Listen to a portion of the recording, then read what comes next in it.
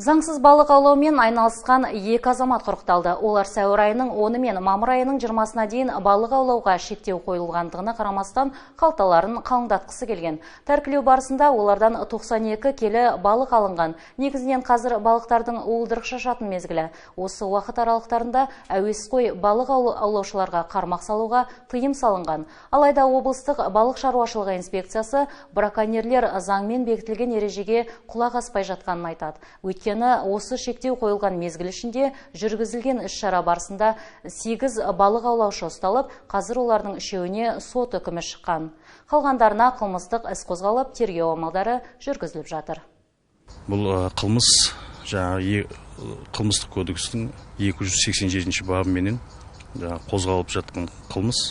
Бұл бапта 2 жылға дейін шартты негізде бас бостандығынан айырады, егер ондай қылмыс жасаған азаматтар.